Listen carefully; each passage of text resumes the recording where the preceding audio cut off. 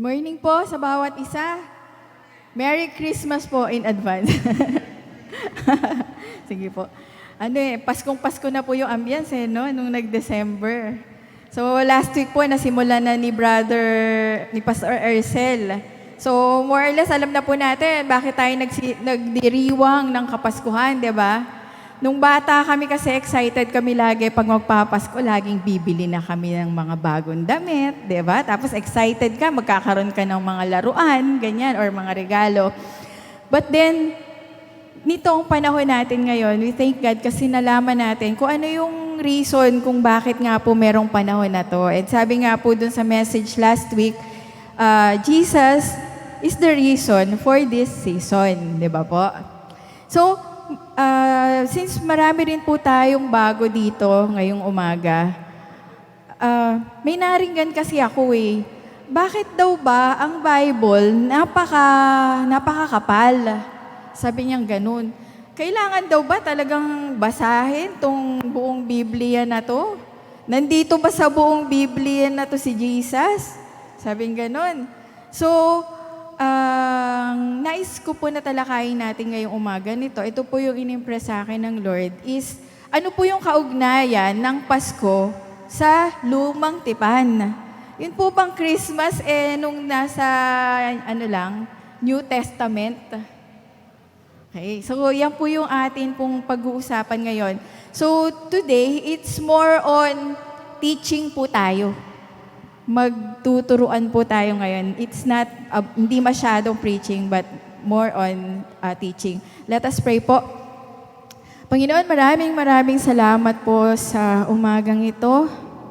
Ang dami pong mga nangyari, ang daming mga kaabalahan, pero salamat Panginoon kasi nandito pa rin po kami. Ikaw po yung nagbibigay ng kalakasan. Ikaw yung gumawa sa amin, Panginoon, kaya karapat-dapat lang na ikaw po yung aming sambahin at mapapurihan. Lord, sa umaga pong ito, we just pray na nakikita mo po yung puso namin. Pakalinisin mo po, saliksikin mo po ito at fill us up, Lord. Punuin mo po yung puso namin, yung pag-iisip namin, ng knowledge, wisdom, understanding, dahil gusto ka pa po naming mas lalo pang makilala, Panginoon. Maraming salamat po sa iyo. Mangusap ka po sa aming lahat sa pamamagitan po ng iyong salita. Ito po'y amin dalangin sa pangalan ng aming Panginoong Jesus. Amen. Amen. So, yung title po natin is Ang Pasko at ang Lumang Tipan. Sama na rin po natin yung bagong tipan. Nasa buong Biblia ba si Jesus? Makikita ba natin siya dito?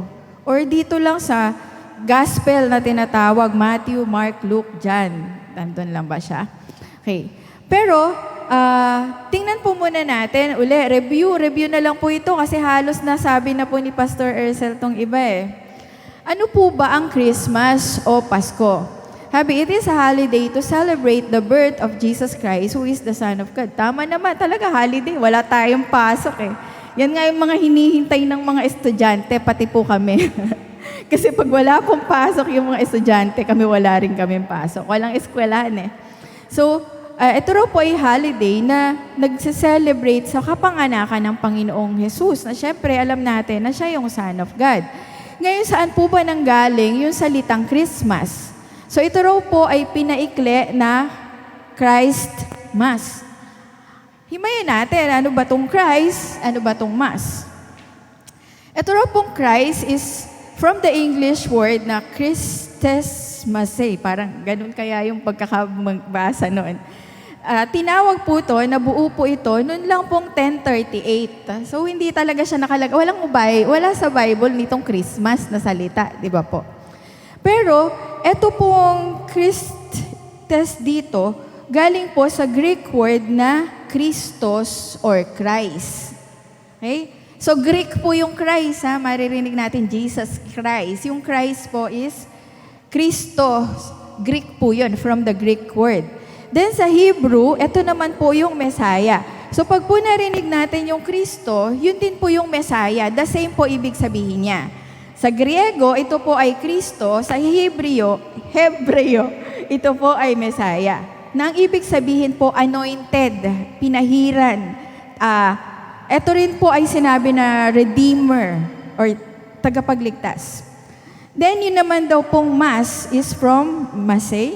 I don't know kung paano po ito bigkasin. So, from the Latin word na misa, na ang ibig sabihin po ay celebration. So, kung ano po natin siya, paliliwanagin po natin, ito po ay celebration or pagdiriwang kay Kristo.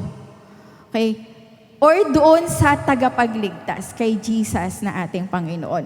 Ngayon, nung bata po ako, may mga commercial akong naririnig na Yuletide season. Yuletide season din daw po ito. Ano ba yung Yuletide season? So, tingnan naman natin. Narinig niyo po ba yun? O ako lang nakarinig nun? Di ba dati may mga commercial, sabi Yuletide season daw. Ano ba yung Yuletide season? So, yung Yuletide season po is from the word Yule. Ito raw po ay winter festival. So, ibig sabihin, meron po ba sa ating winter? Walang winter dito sa atin, sa Pilipinas. So, hindi para sa atin tong Yuletide season. So, ito raw po historically is observed by the Germanic people that was incorporated into Christmas. Ito po yung nagsisimula pa lang pong lumaganap yung Kristyanismo. Inano po nila, parang pinagsama nila yung Yule at saka yung Christmas, parang isinabay nila. Diba? Then, napili daw po yung December 25 ng church na coincide naman po doon sa season ng pagan. Kaya kung magtatanong sa inyo, December 25 ba talaga ang kapanganakan ng Panginoon? Hindi po. Diba? Definitely, sabi nga ni Pastor Ercel nung last week, yung mga tawag dito, shepherd, hindi nila kakayanin yung lamig doon sa labas kung winter. Hindi po nila kakayanin. Pati siguro yung malamang yung mga tupa baka kayanin pa nila dahil makakapal yung nila. Pero hindi rin po diba? So definitely, it's not December 25, yung kapanganakan ng Panginoon. Pero bakit po naging December 25? So, yung pong Pope Julius, pinili po niya yung December 25. Bakit? Isinabay po nila doon sa pagan tradition na Saturnalia na tinatawag, festival, na December 25 din po. Then, meron din pong sineselebrate sila, si Sol Invictus, December 25 din po. Bakit nila itinapat doon? Kasi sobra daw po ang persecution sa mga Kristiyano at that time. Baga pinapapatay sila. Konting mali lang na magawa nila, papapatay sila. Ganun po or ipapahagupit sila.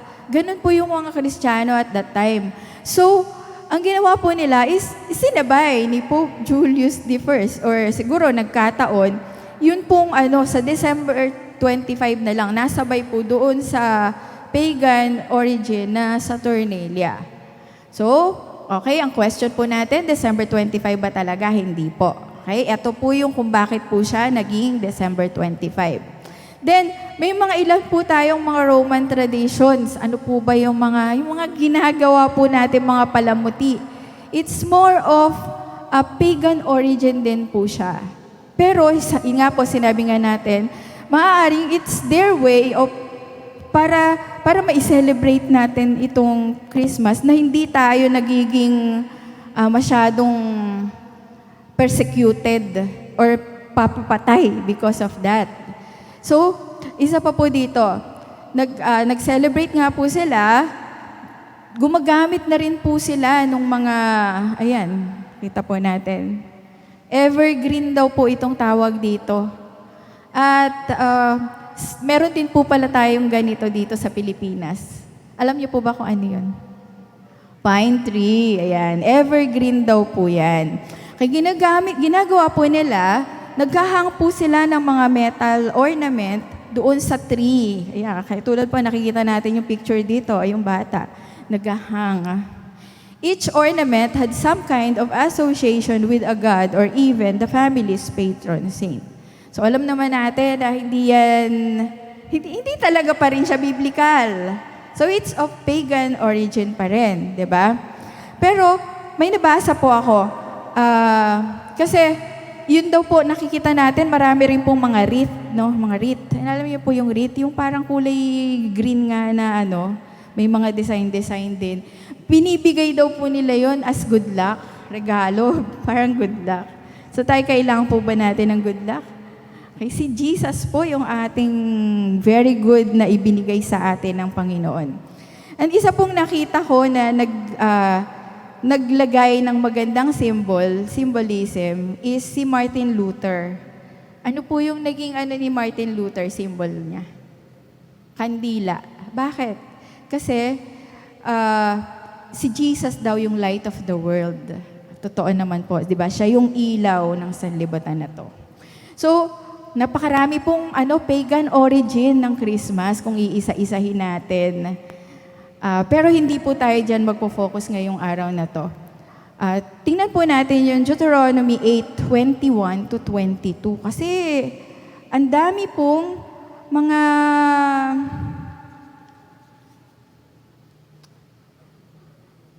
okay, Deuteronomy 8:21. Basahin ko lang po siya sa English.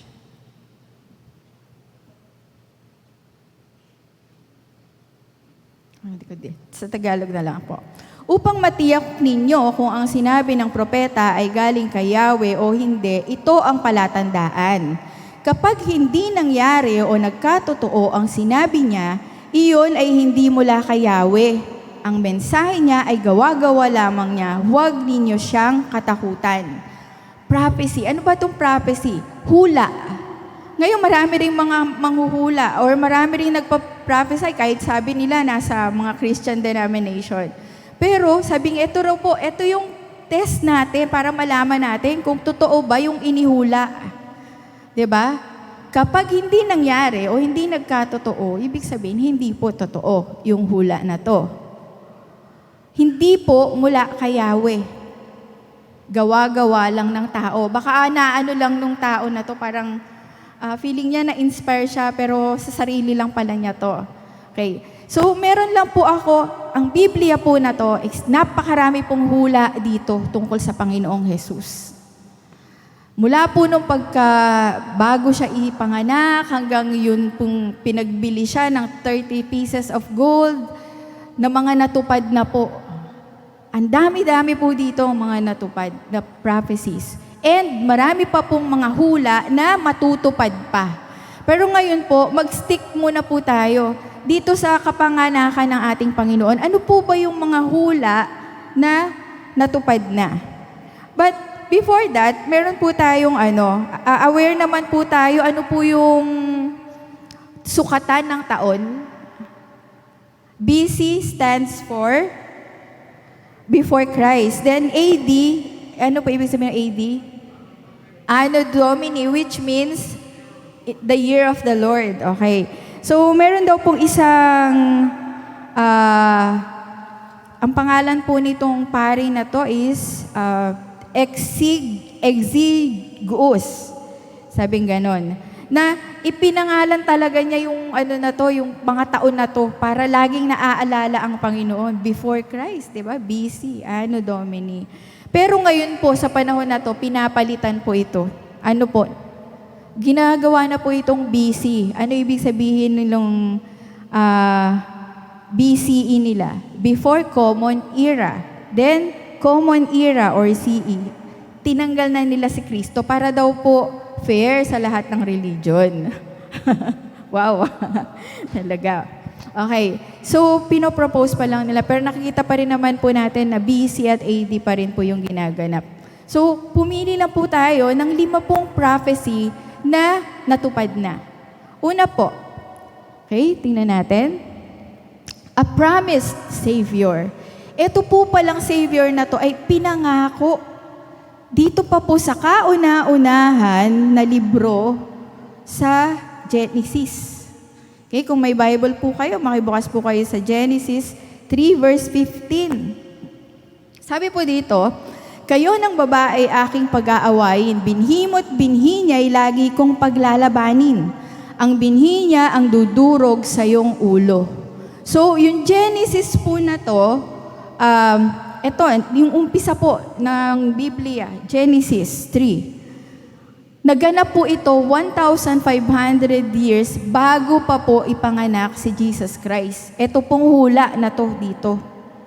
1,500 years bago pa ipanganak ang Panginoong Jesus. Ano po ito? Kailan ba nangyari ito? Maalala niyo po nung nagkasala po si Eva at saka si Adan. 'Di ba? Pinarusahan sila. Before sila palayasin doon sa Garden of Eden, nagkaroon po ng sumpa. Sabing ganun, o babae, ikaw, ano po yung sumpa sa babae? Mahihirapan sa panganganak. Sa lalaki, ano po yung sumpa? Magtatrabaho ka na. Sa halip na dapat siguro kung hindi nagkasala si Adan, no, sila, dapat siguro bumubunga na lang yung mga puno na yan. Hindi mo na kailangan tanimin, hindi mo na paghihirapan. But then, ano po ito it's a curse.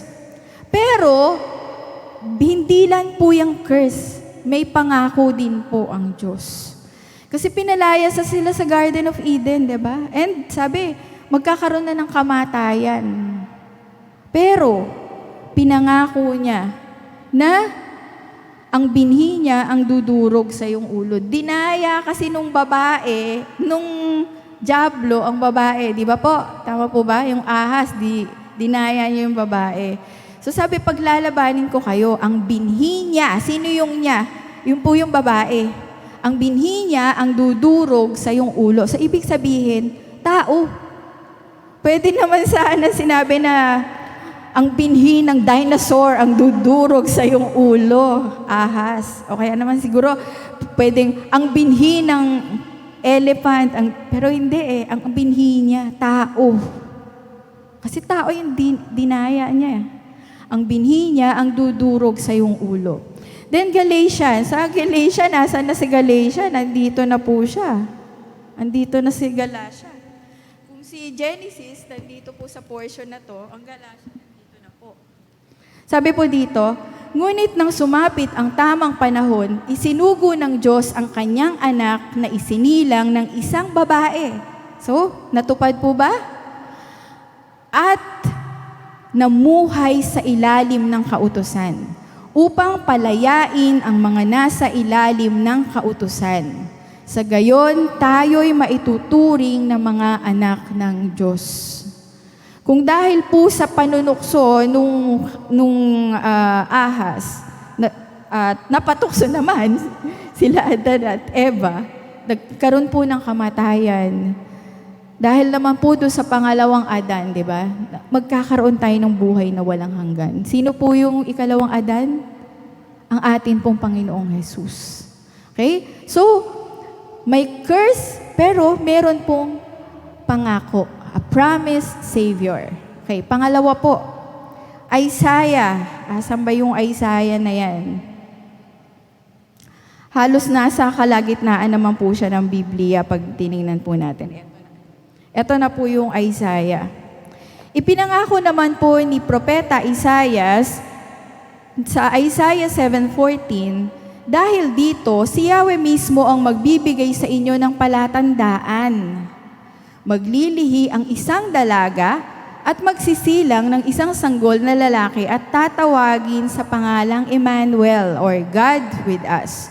So, nung pong inihula ni Isaiah yan, over 700 years before Christ was born. Ang tagal pa rin bago ipanganak ang Panginoong Jesus doon sa Bethlehem. So, hindi natin pwedeng sabihin na last year lang inihula kasi syempre nakita niya na malaki na yung tiyan nung kaya inihula. Hindi. Yung isa, more than 1,500 years. Ito, 700 years. Sabi, maglilihi ang isang dalaga. Bakit kaya dalaga? Kasi kung may asawa na yon, baka sabihin ng iba, hindi, anak yan ng asawa niya.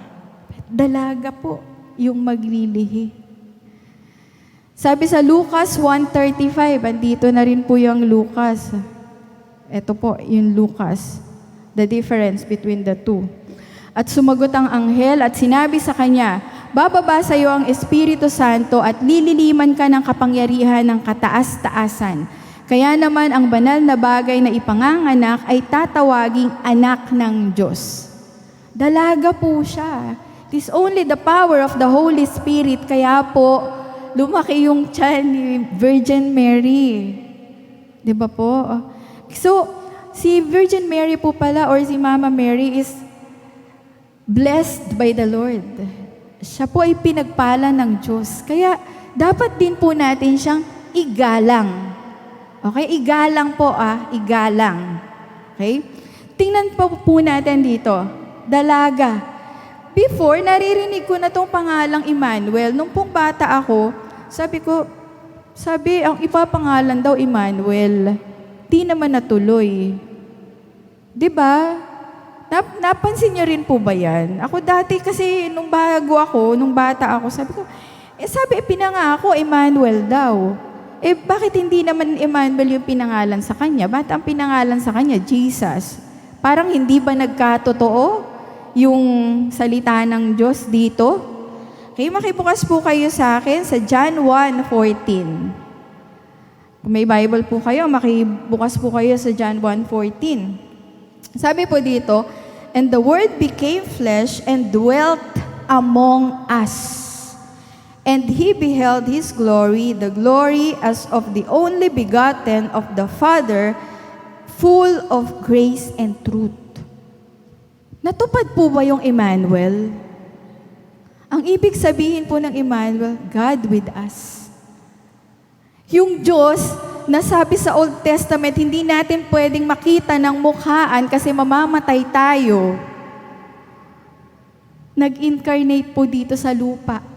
Ipinanganak as baby. Nakasama natin ang Diyos. Lumakad dito sa lupa na nilakaran natin. Uminom dun sa tubig na iniinom natin. Sabi nga din sa isang awit, He walked where I walk. Diba? Etong lahat, kaya yung mga nararanasan natin, paghihirap, karamdaman, kahit ano, dinanas niya. Alam niya. Bakit? Kasi Emmanuel po siya. God with us. Hindi niya inano yung sarili niya na mas manatiling Diyos, kundi sabi nga pinili niya na hubarin yung kanyang pagka-Diyos. So Emmanuel, hindi man siya tinawag na Emmanuel, but the very essence of the name Emmanuel, God with us, nagkatotoo po. Amen po ba? Okay, nagkatotoo po. Then another, pangatlo po na gusto ko po i-share sa inyo. Yun pong kapanganakan niya, kung saan siya ipinanganak. Sa Micah 5 verse 2, yung Micah po, bihira po itong mabasa, kasi maikli lang po siya. Halos nandun po siya sa dulo ng Old Testament. Pero ano sabi po dito? Sinabi ni Yahweh, "Ngunit ikaw, Bethlehem Ephrata, bagamat pinakamaliit ka sa mga angka ng Juda, ay magmumula sa iyong angka ng isang mamumuno sa Israel. Ang kanyang pinagmulan ay buhat pa noong una." So ang Jesus Christ po pala, hindi lang yung mababasa natin sa gospel. Kasi noong una pa, andun na po siya. Okay? Ang kanyang pinagmulan ay buhat pa noong unang panahon pa. Sino po ito? Ito po'y ating Panginoong Hesus. Hinula po kung saan siya ipanganganak. Kaya maalala niyo po, yung pong mga pantas, yung sinasabi ng iba na 3 hari. O ba't sinabi na 3 hari? Bakit po inassume na 3 hari? Dahil 3 raw yung regalo. Pero actually, sila po ay mga pantas. Diba? Nung nakita nila yung star, sabi nila, nakatapat yan sa Bethlehem. Sa Bethlehem yung prophecy, doon tayo pumunta. Doon natin pupuntahan yung baby na ipanganganak, na tagapagligtas. Okay? Sabi sa Matthew 2, yan po yung unang-unang aklat po sa New Testament, Mateo 2, 1-6. Panahon ng paghahari ni Herodes sa Judea nang ipanganak si Jesus sa Bethlehem. May mga pantas mula pa sa silangan na dumating sa Jerusalem.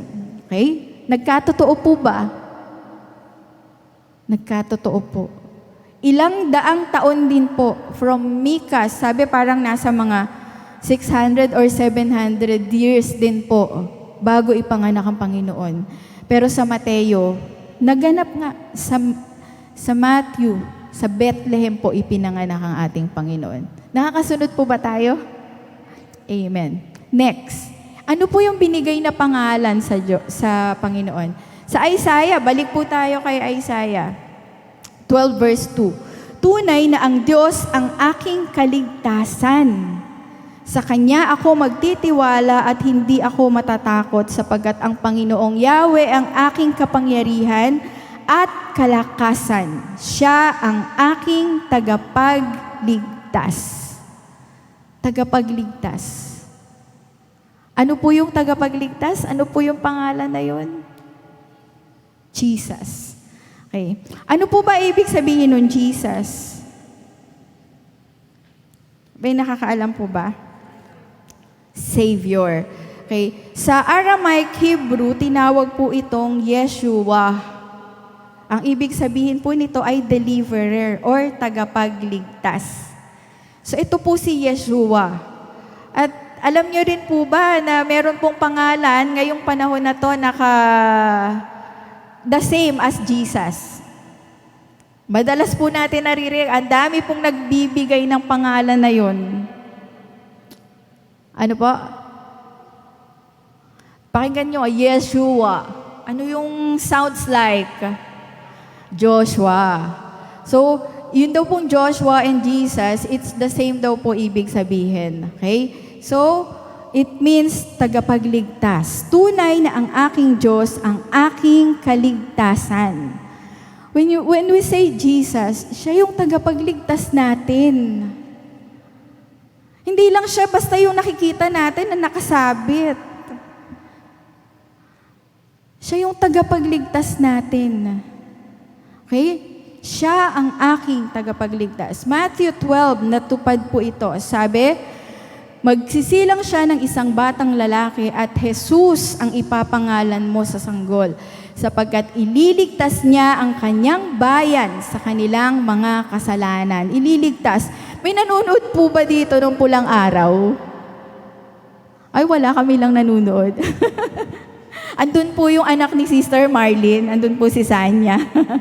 Okay. So, sila po ay mga hero nung pong panahon ng, ano tawag dito? Hapon. Aside from yung mga hero natin, sila Jose Rizal, Andres Bonifacio, sila po yung mga hero. At magpasalamat tayo sa kanila. Bakit? Kasi ang hirap po pala, kung nanonood kayo ng pulang araw, ang hirap po kapag under tayo ng giyera or under po tayo ng mga mananakop. Kaya ini-imagine ko, sabi ko, kawawa naman yung mga tao na nasa Israel, di ba? Yung mga tao na nandun sa Lebanon, nasa Ukraine, ang hirap-hirap po ng buhay na ganon. So magpasalamat po tayo dun sa mga hero, mga tagapagligtas natin. Kaya po tayo ay malaya. Malaya po ang Pilipinas sa ngayon sa pananakop ng mga ibang bansa. Pero ito po, ang ating Panginoon po, iniligtas tayo hindi lang pang mundo. Yung kaligtasan na ibinibigay ng ating Panginoon is for eternity. Malaya tayo dito dahil doon sa ating mga bayani. Pero, ang ating Panginoong Jesus po ay magbibigay sa atin ng kalayaan sa kasalanan, kalayaan sa kamatayan. Amen po ba? Napakaganda po nito ng ating Panginoong Jesus. Diba? Ililigtas niya ang kanyang bayan. Kaya lang po, na-miss po ng mga Hudyo kasi akala nila, ang gagawin po nung tagapagligtas nila, parang sila Jose Rizal, parang ganun lang. Hindi po. Hindi nila naintindihan. Yun pong prophecy sa Bible. Then last po na gusto ko pong i-share for today is from Hosea 11. Halos isa rin po siya sa mga maliliit, maiikling book sa Bible. Kaya bihira din po ito mabanggit. Hosea 11 verse 1, Nang bata pa ang Israel, siya'y aking minahal at tinawag ko ang aking anak mula sa Ehipto. Eh di ba sa Bethlehem siya pinanganak? Okay. Approximately, nung hinula po ito ni Hosea, approximately 800 years bago po ipanganak ang Panginoon. So, tatagal, no? Ang tatagal ng mga hula sa Panginoon bago natupad. Sabi po sa Matthew 2:14-15, bumangon nga si Jose at nang gabi ring iyon, dinala niya sa Ehipto ang kanyang mag-ina. Naalala niyo po ito? Diba? Nagpunta na po yung mga pantas doon sa kay Haring Herodes. Natatakot na si Herodes kasi sabi, hari daw yun baka mapalitan ako. So ano ginawa niya sa takot niya? Ipapapatay niya yung mga baby. Diba? Papapatay po niya yung mga baby. Niloko pa nga niya yung mga pantas. Sabi niya, sige, pag nakita niyo yung bata, sabihin niyo sa akin kung saan para masamba ko siya. Pero actually, gusto niyang ipapatay. Then sabi doon,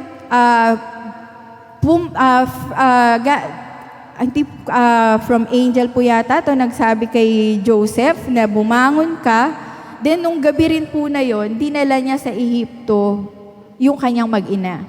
Doon sila nanirahan hanggang sa namatay si Herodes. Sa gayon, natupad ang sinabi ng Panginoon sa pamamagitan ng propeta, tinawag ko ang aking anak mula sa Ehipto. Ito po yun. Ito po yung kinote na verse dito sa Matthew 2:14-15.